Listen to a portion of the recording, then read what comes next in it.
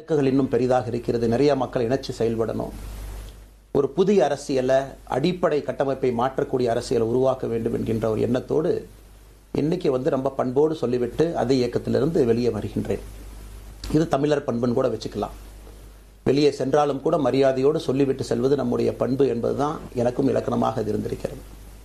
இன்றிலிருந்து நம்முடைய ஒரு புதிய பாதை, ஒரு புதிய இயக்கம், ஒரு புதிய பொலிட்டிக்கல் மூமெண்ட் அடிப்படையிலிருந்து ஒரு புதிய பரிமாணத்தோடு பார்வையோடு பார்க்கக்கூடிய ஒரு விதத்தில் தான் நம்முடைய மூமெண்ட்டை நம்ம ஆரம்பிக்கணும். நீங்கள் எல்லோரும் சேர்ந்து இணைஞ்சு அதை ஆரம்பிக்கணும் அப்படிங்கிறது என்னுடைய பெரிய ஆசைங்க. அதற்கு முன்பு சில விஷயத்தை சொல்லணும். என்னுடைய அரசியல் பாதை என்பது ரொம்ப வளைஞ்சு நெளிஞ்சு இங்கே வந்து உங்கள் முன்னாடி நின்றுட்டு இருக்கேன். இது ஈஸி பாத் கிடையாது.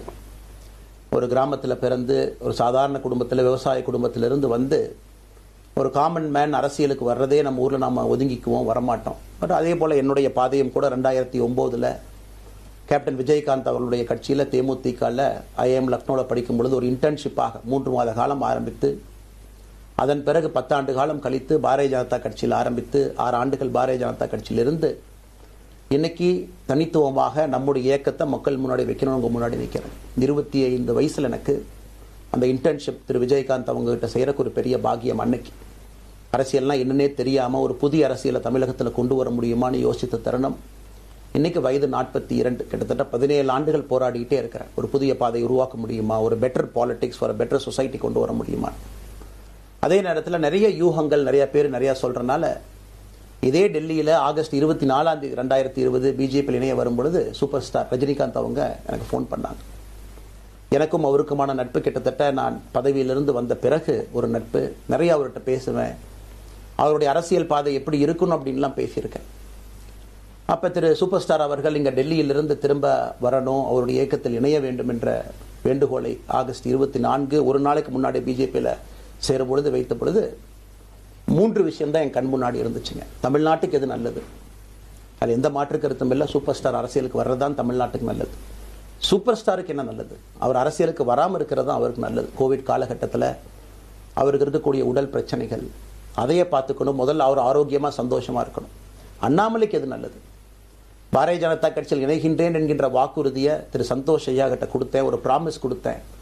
அதை பிரேக் பண்ணக்கூடாது அப்படிங்கிறதுல நான் தெளிவாக இருந்தேன். ஸோ 3 கான்ஃப்ளிக்ட் இங்கே இருக்கும் பொழுது, ஸோ ஒரு நாள் இந்த கட்சியில் இணைவதற்கு முன்பாகவே முழு கான்ஃப்ளிக்ட்டு. அன்னைக்கே ரஜினிகாந்த் ஐயா பேசி அந்த ஃபோன் காலுக்கு முதல் முறையாக மறுத்து, ஐயா மன்னிச்சுக்கங்க என்னால் வர முடியாது என்று சொல்லி பாரதிய ஜனதா கட்சியில் அடுத்த நாள் இணைத்துக் கொண்டேன். அதன் பிறகு சூப்பர் ஸ்டார் அவங்களை பார்த்து மன்னிப்பு கேட்டேன். அவரும் பெருந்தன்மையாக அவருடைய அரசியல் பாதையை அவரும் பெருந்தன்மையாக அடுத்து தீர்மானித்தார். எதுக்கு இதை நான் சொல்கிறேன் அப்படின்னாங்க, சில யூகங்களுக்கெல்லாம் இன்று முற்றுப்புள்ளியை வைக்க வேண்டும் என்பதற்காக மட்டும்தான் இதை நான் சொல்கிறேங்க. வேறு எந்த காரணமும் கிடையாது. இன்றைக்கும் சூப்பர் ஸ்டார் அவர்கள் மீது பெரும் மதிப்பும் மரியாதையும் வைத்திருக்கக்கூடிய மனிதன் நான். அதே நேரத்தில் பாரதிய ஜனதா கட்சியை பொறுத்தவரை இந்த 6 ஆண்டு காலத்தில் எப்பொழுதும் ஒரு விஷயத்தை விட்டுக் கொடுத்தது கிடையாது. தமிழ்நாட்டினுடைய அடையாளத்தை விட்டுக் கொடுத்தது கிடையாது, மண்ணை விட்டுக் கொடுத்தது கிடையாது, கலாச்சார பாரம்பரியத்தை விட்டுக் கொடுத்தது கிடையாது, நம்முடைய தண்ணீர் நீரை விட்டுக் கொடுத்தது கிடையாது. நிறைய பேர் எங்கிட்ட கேட்பாங்க, குறிப்பாக இந்த பகுதி இந்தியாவில் வரும்பொழுது, அண்ணாமலை நீங்கள் தமிழனா இந்தியனா அப்படின்னு கேட்பாங்க. இது எனக்கு ஒரு பெரிய கான்ஃப்ளிக்டிங் கொடுக்கக்கூடிய ஒரு விஷயம். Are you a Tamilian, are you an Indian அப்படின்னு. தமிழ்நாட்டில் என்னுடைய அப்பாவோ அம்மாவோ, என்னோட அம்மா தமிழ்நாட்டை தாண்டி வெளியே வந்ததே கிடையாதுங்க. தமிழ்நாட்டில் மட்டும்தான் இருந்திருக்கிறாங்க. என்னுடைய பாரம்பரியம் எல்லாமே. அப்பா ஒரு முறை தமிழ்நாட்டுக்கு வெளியே சின்ன வயசில் வந்துட்டு போயிருக்கிறாங்க. அங்கேயே ஆண்டு காலமாக இருந்து விவசாயம் செய்யக்கூடிய குடும்பம். எனக்கு முதல் வாய்ப்பு தமிழ்நாட்டை விட்டு வெளியே வந்து லக்னோவில் படிக்கிறதுக்கு, அதன் பிறகு டெல்லியில் இருப்பதற்கு, ஹைதராபாத்தில் 2 ஆண்டு காலம் ட்ரைனிங்கில் இருப்பதற்கு, அதன் பிறகு கர்நாடகாவில் 8-9 ஆண்டு காலம் IPS அதிகாரியாக பணி செய்வதற்கு. ஸோ இந்தியா முழுவதுமே கிட்டத்தட்ட அந்த 10-15 ஆண்டுகள் சுற்றிவிட்டேன். அதனால் நான் எப்போதுமே சொல்வேன், நான் ஒரு பெருமை மிகுந்த இந்தியன், ஒரு பாரம்பரிய தமிழன் என்கின்ற அடையாளத்தோடு எல்லாத்துக்கிட்டையுமே சொல்லுவேன். அது இந்த கான்ஃப்ளிக்ட் சில பேருக்கு ஒரு எட்டர்னல் கான்ஃப்ளிக்ட் ஆச்சு. இன்னைக்கு தமிழ்நாட்டினுடைய அரசியலும் கூட ஒரு பெருமை மிகுந்த தமிழனாக இருக்கணும் அப்படின்னா நான் ஒரு இந்தியன் என்று சொல்ல வேண்டிய அவசியம் இல்லை அப்படின்னு நிறைய கட்சிகள் அங்கே இருக்கிறாங்க. நான் எப்பொழுதுமே தொடர்ந்து சொல்லிக் கொண்டிருப்பது, இந்தியன் என்கின்ற அடையாளத்தோடு ஒரு பெருமை மிகுந்த தமிழனாகத்தான் எல்லா இடத்துலையும் இருக்கிறேன். அப்படித்தான் இந்த இயக்கத்திலும் இருக்கணும். நாம் ஆரம்பிக்கக்கூடிய இந்த இயக்கத்தில் உங்களோடு பயணம் செய்யணும். தமிழ்நாட்டினுடைய எந்த பிரச்சனையும் கூட முன்னிறுத்தி சமரசம் இல்லாத நம்முடைய தமிழ்நாட்டினுடைய வளர்ச்சியை நாம் எல்லோரும் கொண்டு போகணும். எத்தனையோ பிரச்சனைகள். நான் பாரதிய ஜனதா கட்சியில் இணைந்த பிறகு எல்லா தலைவர்களும் பெரும் ஒத்துழைப்பு தான் இருந்தும் தனியாக போகணும், உள்ளாட்சி தேர்தலில் தனியாக போகணும், தமிழ்நாட்டினுடைய அடையாளத்தோடு பாரதிய ஜனதா கட்சி இருக்கணும். தமிழ்நாட்டினுடைய அடையாளம் மிக முக்கியம் என்பதற்காகத்தான் அன்னைக்கு தலைவர் திரு ஜே.பி. நட்டா அவர்கள் நிறைய பேர்த்துக்கிட்ட பேசி நாம உள்ளாட்சி தேர்தல் தனியா போகணும், அதே போலதான் லோக்சபா தனியா போகணும். ஏதோ தனிப்பட்ட முறையில் எனக்கும் இன்னொரு கட்சிக்கும் பிரச்சனை இல்லைங்க. பாரதிய ஜனதா கட்சி ஒரு தமிழர் அடையாளத்தோடு களத்தில் இருந்தால் மட்டும்தான் அது தமிழர் நலத்தை முன்னிறுத்தக்கூடிய கட்சியாக இந்திய அடையாளத்தோடு இருக்க முடியும் என்கின்ற ஒற்றை நம்பிக்கை மட்டும்தான். டங்ஸ்டன் பிரச்சனையாக இருக்கட்டும், அதை கத்தி கூச்சல் போடாம அதை பொறுமையாக ஒரு இடத்திற்கும் சென்று நம்முடைய கட்சி அதை நம்ம சரி செஞ்சு கொடுத்தோம். மீத்தேன் ஹைட்ரோ கார்பன் திட்டமாக இருக்கட்டும், நிலக்கரி சுரங்கம் திட்டமாக இருக்கட்டும், எதாக இருந்தாலும் கூட, ஏன் மேகதாத்து அணையில் இன்னைக்கு கர்நாடகாவில் எப்படி டி.கே. சிவகுமார் அவர்கள் சொல்றாங்களோ அன்னைக்கு நாங்கள் அணை கட்டியே தீர்வோம் என்று சொன்ன பொழுது தமிழ்நாட்டினுடைய பாரதிய ஜனதா கட்சி கர்நாடகாவில் ஆட்சியில் இருந்த நம்முடைய பாரதிய ஜனதா கட்சி அன்னைக்கு எதிர்த்து நாம உண்ணாவிரதம் தஞ்சாவூர்ல இருந்தோம். எப்பொழுதும் எந்த உரிமையும் விட்டுக் கொடுக்கல. அதே நேரத்தில் அந்த கான்ஃபிளிக்டை பொறுத்த வரைக்கும் கத்தி கூச்சல் போட வேண்டும் என்கின்ற அவசியம் இல்லை. பொறுமையாக பாந்தவியமா பேசி நம்ம உரிமையை விட்டு கொடுக்காம செயலாற்ற முடியும் என்பதை ஒரு நாளும் கூட எனக்கு கிடைத்த பொறுப்புகள்ல உங்களுக்கு நான் அதை காட்டிக்கிட்டே தான் வந்திருக்கேன். அதனால இன்னைக்கு திரு மோடி ஐயா அவர்கள் மீது மிகப்பெரிய ஒரு மரியாதை வைத்திருக்கக்கூடிய மனிதன், நாட்டினுடைய பிரதமர், இந்த நாட்டை பாதுகாத்து கொண்டிருக்கக்கூடிய மனிதர். ஆனா ஒரு லெவல் வரும் பொழுதுங்க, இந்த சின்ன சின்ன பிரச்சனைகள் அப்படியே சேர்ந்து வரும் பொழுது தொடர்ந்து நாமும் அவர்களுக்கு பிரச்சனையாக இருக்கக்கூடாது. ஒரு பிரச்சனையை எடுத்துட்டு போய் இங்க பாருங்க இந்த பிரச்சனை, இந்த பாருங்க இந்த பிரச்சனை, இந்த பாருங்க அந்த பிரச்சனை, ஒரு அளவுக்கு தாங்க நம்ம சொல்ல முடியும். அதனாலதான் பொறுமையாக பாரதிய ஜனதா கட்சியினுடைய முக்கிய தலைவர்களை பார்த்து மிக பொறுமையாக, இது இன்னைக்கு கான்வர்சேஷன் 3 நாளா நடக்கலைங்க. இதை கிட்டத்தட்ட நான் 1 ஆண்டு காலமாக பாரதிய ஜனதா கட்சியினுடைய தலைவர்கள்ட்ட சொல்றேன். 18 மாதங்களாக எனக்கு இருக்கக்கூடிய கருத்து வேறுபாடுகளை மிக பொறுமையாக, வெளியில கத்தி கூச்சல் போடாம மிக பொறுமையாக 18 மாதங்களாக எல்லா இடத்துலையும் சொல்லிக்கிட்டே வர்றேன். டிசம்பர் 4ஆம் தேதி பாரதிய ஜனதா கட்சிக்கு சொன்னேன், நான் கட்சியிலிருந்து வெளியே செல்ல இருக்கின்றேன், இன்னைக்கே உங்களை நான் தயார்படுத்த விரும்புகிறேன், அதனால் நீங்கள் நாளைக்கு நான் எடுத்தோம் கவுத்தம் ஒரு முடிவெடுப்பதாக நீங்கள் நினைக்கக்கூடாது. டிசம்பர் 4, 2024 25 பாரதிய ஜனதா கட்சிக்கு சொல்லியிருந்தேன். தேர்தல் பணியை முடித்துவிட்டு செல்ல வேண்டும் என்று சொல்லியிருந்தார்கள். அதுவும் இந்த கட்சியினுடைய ஒரு உண்மை தொண்டனாக கட்சி சொல்லியிருக்கிறாங்க, தேர்தல் பணியை முடித்துவிட்டு மே கடைசி வரை நம்முடைய பணியை செய்துவிட்டு தான் வெளியே வரணும் அப்படின்னு. அடுத்து நாம் என்ன செய்ய போறோங்க? அடுத்து நாம் இதெல்லாம் பேசிட்டோம், பழச பேசிட்டோங்க, இருந்ததை பேசிட்டோம். அடுத்து ஆனந்தமாக அன்போடு தமிழ்நாட்டில் ஒரு அரசியல் இயக்கத்தை நாம் துவங்க இருக்கின்றோம். இது அரசியல் இயக்கமா, கட்சி இல்லையா அப்படின்னு நீங்க யாரும் கேட்கவே வேண்டாம். கண்டிப்பாக தமிழகத்தில் அடுத்து நடக்கக்கூடிய தமிழகத்தினுடைய பொது தேர்தலில் நம்முடைய கட்சி போட்டியிடும், அதில் எந்த மாற்று கருத்தும் இல்லை. அதற்கு நம்ம தயார் பண்ணணும், நிறைய லீடர்ஸை தயார் பண்ணணும், நிறைய கேடர்ஸை, வாலண்டியர்ஸை தயார் பண்ணணும், உத்வேகத்தோடு தயார் பண்ணணும். அவங்களுக்கு அந்த ஸ்கில் செட்டை நம்ம உருவாக்கி கொடுக்கணும். அதற்கு கொஞ்சம் நேரம் ஆகும்.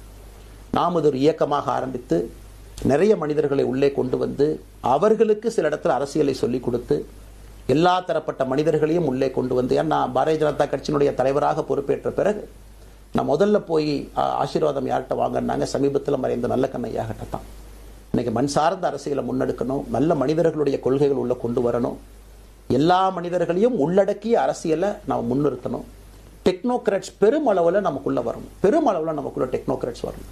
இன்னைக்கு அமெரிக்கா போறோம், யூரோப் போறோம், அங்கே போய் நமக்கே எவ்வளவு பெருமையா இருக்கு. ஒரு மிகப்பெரிய நிறுவனம் நிவிடியா எடுத்துக்கங்க, மைக்ரான் எடுத்துக்கங்க, சாம்சங் எடுத்துக்கங்க, இன்டெல் எடுத்துக்கங்க, அங்க இருக்கக்கூடிய இன்ஸ்டாகிராம், ஃபேஸ்புக், கூகுள், ஆல்பபெட் பார்க்கும் பொழுது வைஸ் பிரசிடென்ட் பார்த்தீங்கன்னா ஒரு தமிழன் அங்கே உட்கார்ந்துருக்கிறான். இந்தியன் என்கின்ற அடையாளத்தோடு அங்கே ஒரு தமிழன் அமர்ந்திருக்கின்றார். என்னுடைய கனவு உங்கள் பல பேர்த்த போல அவர்கள் எல்லாம் திரும்ப இங்கே வந்து அரசியல்ல ஏதோ ஒரு விதத்தில் கான்ட்ரிபியூட் பண்றதுக்கு நம்முடைய இயக்கமும் நம்முடைய வருகின்ற காலத்தில் நம்ம ஆரம்பிக்கக்கூடிய கட்சியும் அதற்கு உறுதுணையா இருக்கணும். அத்தனை டேலண்ட்டை ரிஃபைன் பண்ணி நம்ம கொண்டு வரும். தமிழ்நாட்டினுடைய வளர்ச்சிக்கு எல்லோரையும் நம்ம பயன்படுத்தணும். இதுல எங்கேயுமே கூட நான் பெரிது நீ பெரிது என்று இருப்பதை விட ஒரு வளர்ந்த பாரதம், இந்தியா உலகத்துல மிக முக்கியமான இடத்துல அந்த பாரதம் வந்து அமரும் பொழுது முதன்மை மாநிலமாக தமிழகத்தை கொண்டு வந்து நிறுத்த வேண்டிய பொறுப்பு நமக்கு இருக்கு. அதற்கு நம்முடைய பொலிட்டிக்கல் கிராமர், பொலிட்டிக்கல் லாங்குவேஜ் எல்லாமே நம்ம மாற்றணும். நம்ம பேசக்கூடிய விஷயம். அடுத்து இன்னொன்று கேட்குறாங்க, நான் கமெண்ட் வர அப்படியே நான் பேச ஆரம்பிக்கிறேன். தமிழ்நாட்டில் இன்னைக்கு ஒரு அரசியல் கட்சி வேணுமான்னு கேட்டீங்கன்னா கண்டிப்பாக வேணும், அதில் எந்த மாற்று கருத்தும் இல்லை. காரணம், ஒரு கடைக்கு போய் நாம் ஒரு டூத் பேஸ்ட்டோ ஒரு அரிசியோ ஒரு பருப்போ வாங்கினா கூட 10 கடை ஏறி இறங்கி எங்கள் அம்மா அதெல்லாம் பார்த்து விலையை பார்த்து தரத்தை பார்த்து பொருளை பார்த்து அத்தனை முறை வாங்கித்தான் பார்ப்பேன். ஏன்னா அது நம்ம உடம்புக்குள்ள போகிற விஷயம். ஆனால் அரசியல் கட்சி இன்னைக்கு எத்தனையோ கட்சிகள் இருந்தாலும் கூட என்னுடைய நம்பிக்கை, நம்முடைய நம்பிக்கை, வருகின்ற காலத்தில் நம்முடைய அரசியல் இயக்கம் கட்சியாக மாறும் பொழுது மக்கள் அந்த தரத்தை பிரித்து பார்ப்பார்கள். தலைவர்கள் எப்படிப்பட்டவர்கள், நாம எல்லோருமே காமன் மேன் பொலிட்டீஷியன்ஸ், பக்கத்து வீட்டுக்காரங்க மாதிரி தான் மக்கள் நம்மளை பார்க்க போறாங்க. தூரத்திலிருந்து நாம் கை காட்டப் போவது கிடையாது. ஏன்னா நாம் யாரும் அப்படிப்பட்ட குடும்பத்திலிருந்து வரவில்லை, அப்படிப்பட்ட வளர்ப்பு நமக்கு இல்லை, நாம் யாரும் அப்படி இல்லை, தமிழனுடைய கலாச்சாரமும் பண்பாடும் இல்லை. அதெல்லாம் கூட நம்முடைய அரசியல்ல முதல் நாள்ல இந்த கல்ட் பாலிடிக்ஸ்ல இருந்து நம்ம வெளியே வரணும். அரசியல் மாற்றம்னு சொல்றாங்க, ஆனால் அதே கல்ட் பாலிடிக்ஸ். நம்ம அதில் இருக்க போறது இல்லை. கல்ட் பாலிடிக்ஸ்ல இருந்து வெளியே. அண்ணாமலை என்ன பிறந்த நாளா 10 பேர் கொண்டாடணுமா? அதனாலதான் நம்ம பிறந்த நாள் அன்னைக்கு எதுவுமே நம்ம செய்யல. என்னுடைய பிறந்தநாள் என்பது உங்கள் பிறந்தநாளை போல ஒரு நாள். நான் அரசியல் வருவதை என் பிறந்தநாளை எப்பவுமே கொண்டாடினது கிடையாது. அரசியல் வந்ததுக்காக சில பேர் போஸ்ட் அடிச்சு ஒட்டுறான். அந்த கலாச்சாரத்தையும் உடைக்க வேண்டும் என்பதற்காகத்தான் நேற்று நாம் எதுவுமே பேசலைங்க. இன்னைக்கு நம்ம பேசுறோம். இந்த கல்ட் பாலிடிக்ஸ்ல இருந்து வெளியே வரணும். ஒரு காமன் மேன் பாலிடிக்ஸை முன்னிறுத்தணும். சமரசம் இல்லாத கொள்கை இருக்கக்கூடிய இயக்கமாக அது கட்சியாக முன்னாடி வரணும். அவ்வளவு குவாலிட்டியான லீடர்ஸை நம்ம பில்ட் பண்ணணும். ஒரு முதலமைச்சர் தமிழகத்தை மாற்ற முடியுமான்னு கேட்டீங்கன்னா கண்டிப்பா முடியாது. முதலமைச்சர் இருக்கக்கூடிய 35 கேபினெட் அமைச்சர்கள் மாற்ற முடியுமான்னு கேட்டா கண்டிப்பா முடியாது. 234 சட்டமன்ற உறுப்பினர்கள் மாற்ற முடியுமான்னு கேட்டா முடியாது. 39 பாராளுமன்ற உறுப்பினர்கள் மாற்ற முடியுமான்னு கேட்டீங்கன்னா முடியாது. அவர்களோடு உள்ளாட்சி பிரதிநிதிகளாக இருக்கக்கூடிய கிட்டத்தட்ட 30,000க்கும் மேற்பட்ட பிரதிநிதிகள், பஞ்சாயத்து தலைவரிலிருந்து ஆரம்பித்து கவுன்சிலரிலிருந்து ஒரு கார்பரேஷன் கவுன்சிலரிலிருந்து மேயரிலிருந்து, நம்முடைய நோக்கம் எல்லா இடத்துலையும் கிளீன் பாலிடிக்ஸ் கொண்டு வரும், எல்லா இடத்துலையும் கிளீன் கவர்னன்ஸ் கொண்டு வரும், எல்லா இடத்துலையும் ஹானஸ்ட், எஃபிஷியன்ட், கேப்பபிள், வேலையை செய்து முடிக்கக்கூடிய திறன் படைத்த தலைவர்கள் அங்கே கொண்டு வந்து வைக்கணும். அதே நேரத்தில் பாலிடிக்ஸ் என்பது ஒரு ஃபேமிலிக்கு மட்டுமல்ல, தொடர்ந்து நாம மட்டும் இருப்போம் அப்படி இல்லைங்க. நம்ம இயக்கம் கட்சியாக மாறும் பொழுது உங்கள்கிட்டலாம் பேசி நம்ம டேர்ம் லிமிட் கொண்டு வரோம். நாம் ஒரு வித்தியாசமான கட்சினா எல்லோருக்கும் வாய்ப்பு கொடுக்கணும். 140 கோடி மக்கள் வசிக்கக்கூடிய அந்த நாட்டில், தமிழகத்தில் கிட்டத்தட்ட 8 கோடி பேருக்கு நாம இருக்கோம். 5.5 கோடிக்கு மேற்பட்ட வாக்காளர்கள் இருக்கும் பொழுது எல்லோரையும் அரசியலுக்கு வாய்ப்பு கொடுக்கணும். டேர்ம் லிமிட் கொண்டு வரணும். எத்தனை முறை எம்எல்ஏவாக இருக்கணும், எத்தனை முறை எம்பியா இருக்கணும், எல்லோருக்கும் அது பொருந்தும், எனக்கும் அது உட்பட. The permanent leaders, permanent MLAs, permanent ministers, permanent MPs, அதை நம்ம உடைக்க போறோம். அது எந்த மாற்று கருத்தும் இல்லை. அது என்னை ஆரம்பித்து முதல் மனிதனாக இந்த இயக்கத்தில் இணைத்துக் கொண்டிருக்கக்கூடிய என்னை, ஒரு சாதாரண ஒரு மனிதராக என்னை ஏற்றுக் கொண்டிருக்கக்கூடிய ஒரு காமன் மேன் என்னை ஆரம்பித்து எல்லோருக்கும் இது பொருந்தும். இதை நாம இந்த இயக்கம் கட்சியாக மாறுகின்ற முதல் நாள்ல நம்ம சொல்ல போறோம். No chair is permanent for anybody. அதில் நம்ம ரொம்ப தெளிவாக இருக்கின்றோம். புதியவர்கள் வரணும், வந்துகிட்டே இருக்கணும். It should flow like a water. New ideas வரணும், அந்த ஸ்ட்ரீம் போய்கிட்டே இருக்கணும். நம்மை தாண்டி இந்த இயக்கம் நிற்கணும். This movement should stand beyond us, not in name, but in purpose and pursuit of excellence. இதெல்லாம் ஏதோ அண்ணாமலை அப்படிங்கிற பேர் கிடையாதுங்க. அதனால தான் ரொம்ப யோசிச்சு நாம கொண்டு வந்திருக்கோம். www.vetheleader.org அப்படிங்கிற அமைப்பு ஏற்கனவே 2020 நாங்கள் எல்லாம் சேர்ந்து ஆரம்பித்த அமைப்பு. நான் பேசி முடிச்சோன்னா அந்த லிங்க் உங்களுக்கு லைவா வந்துடும். vetheleader.org-ல நீங்க உங்களை வாலண்டியரா இன்னைக்கு பொலிட்டிக்கல் ஒரு மூவ்மெண்ட்ல உங்களை நீங்க நினைச்சுக்கணும். நாம எல்லோரும் ஒன்று சேர்ந்து பேசுவோம். அதனாலதான் இன்னைக்கு கோயம்புத்தூர்ல இன்னொரு அறிவிப்பும் கூட கொடுக்கணும். எல்லாத்தையும் டைரக்டா எப்படி நம்ம பாலிடிக்ஸ்குள்ள கொண்டு வர போறோம். APJ Abdul Kalam centre for ethics and politics, APJ Abdul Kalam ஐயாவுடைய பேரில் கோயம்புத்தூர்ல வீத லீடர்ஸ்க்கு கீழே நாம பாலிடிக்ஸ்ல எத்திக்ஸ்க்காக ஒரு சென்டர் ஆரம்பித்து வருகின்றவங்க எல்லாமே இதுக்குள்ள ட்ரெயின் ஆகி தான் வெளியே வருவாங்க. உள்ளாட்சி தேர்தலில் நிற்கிறாங்க, they will get trained, come and stand in local body election. MLA election நிற்கிறாங்க, they will get trained, they will come and stand in election.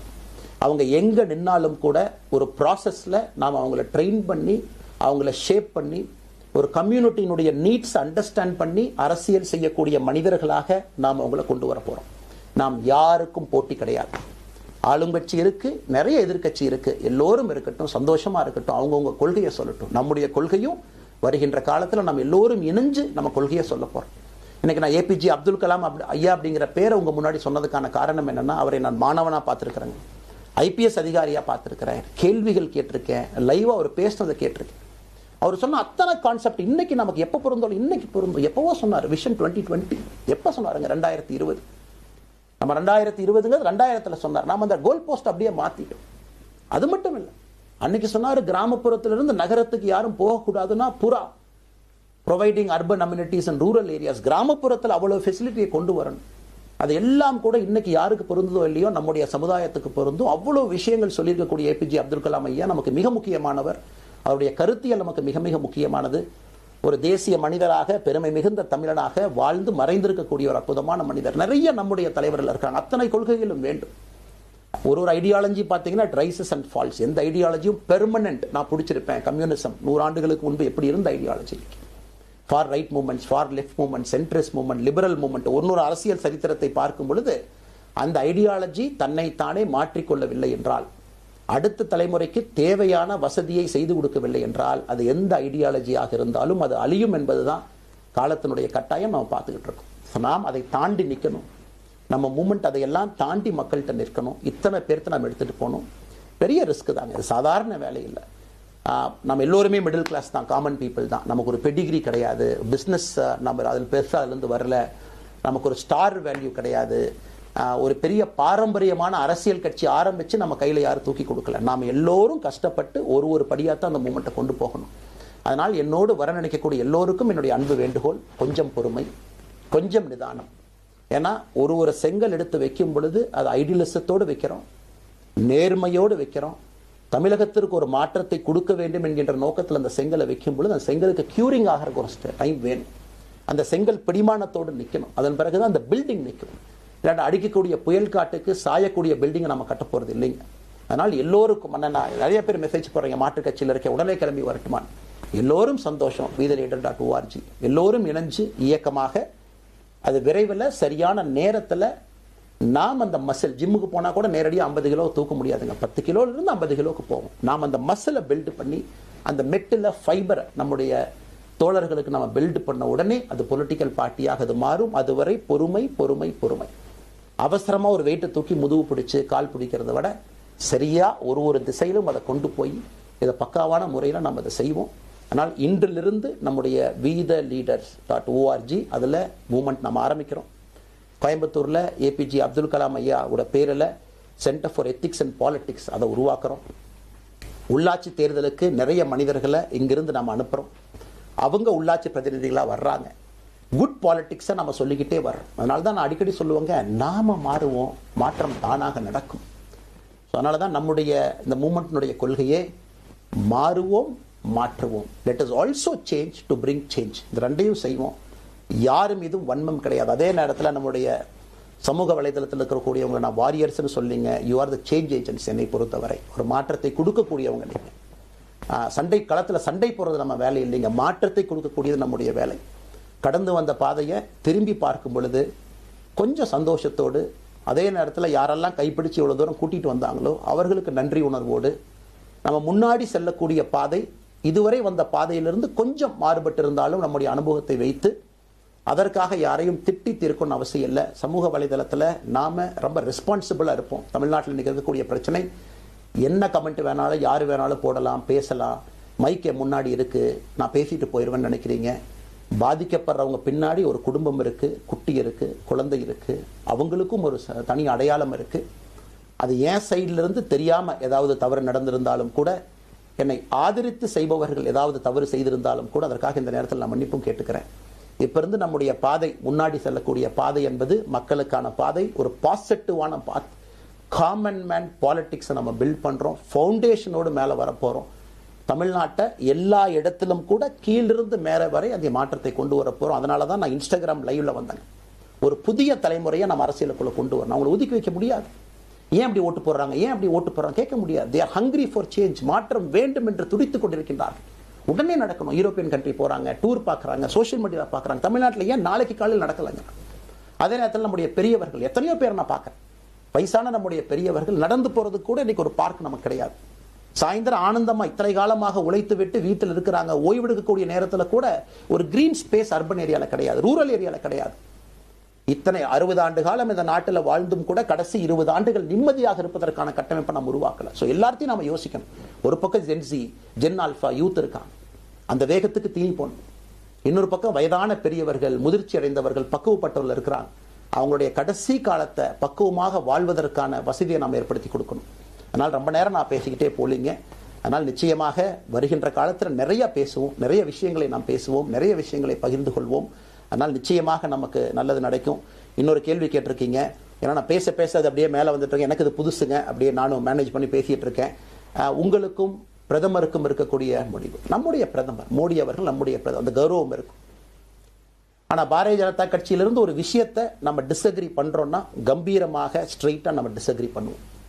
3 மொழி கொள்கை சமீபத்தில் கொண்டு வந்திருக்கக்கூடிய டைம் டேபிளில் மாற்றம். 2029 தான் 9ஆம் கிளாஸ் பசங்க 3வது மொழியை படிச்சிருக்கூடாது, 2020 மாற்றிய பொழுது நான் குரல் கொடுத்தேன். அதில் எந்த மாற்று கருத்தும் இல்லை. நாம் அப்போஸ் பண்றதுக்காக யாரையும் அப்போஸ் பண்ண மாட்டாங்க, எதிர்ப்பதற்காக நம்முடைய அரசியல் கிடையாது.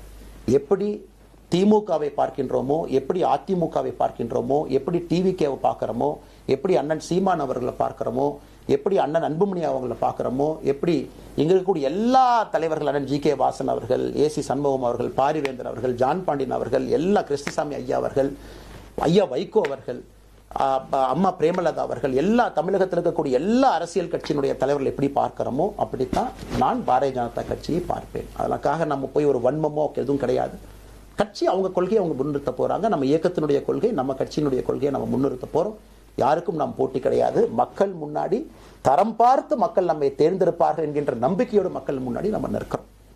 அடுத்து இன்னொரு கேள்வி கேட்டீங்க, அமித்ஷாஜி அவங்கள நீங்க பார்த்தீங்க, போட்டோலாம் வந்துச்சு, என்ன விஷயம் அப்படின்னு. அமித்ஷாஜிட்டையும் அமித்ஷா அவர்கள்ட்டையும் ரொம்ப பொறுமையாக போய் நான் சொன்னேன், இந்த மாதிரி எக்ஸ்பிளைன் பண்ண நான் போகணும். அதே நேரத்தில் நான் யாரிடமும் சண்டை போட்டு விட்டு தமிழகத்தில் உட்காந்து ஐ எம் ரிசைனிங் ஃப்ரம் பார்ட்டின்னு அனுப்புகிற ஆள் நான் கிடையாது. எனக்கு அது பழக்கமும் கிடையாது. வந்து நேராக உங்கள் கண்ணை பார்த்து சொல்லிட்டு, சில தவறுகள் இருந்தாலும் அதையும் சொல்லிவிட்டு போகக்கூடியதான் என் பண்பு. அதை நாகரீகமாக செய்ய முடியும் என்று நினைக்கின்றேன் என்று சொல்லிவிட்டு தான் வெளியே வந்தேன்.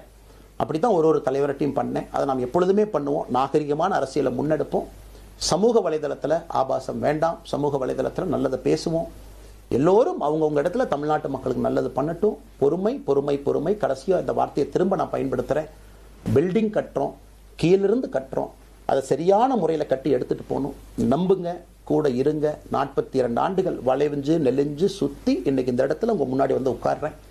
நிச்சயமாக நம்ம எல்லோரும் சேர்ந்து ஒரு பெரிய புரட்சியை, மாற்றத்தை தமிழகத்திற்காக, ஒரு பாரத நாட்டுக்குள்ள, இந்திய நாட்டுக்குள்ள முதன்மை மாநிலமாக தமிழகத்தை கொண்டு வருவது மட்டும்தான் நம்முடைய குறிக்கோள். வேறு எதுவும் நம்முடைய குறிக்கோள் கிடையாது. அதற்காக நம்முடைய வாழ்வை அர்ப்பணிப்போம்.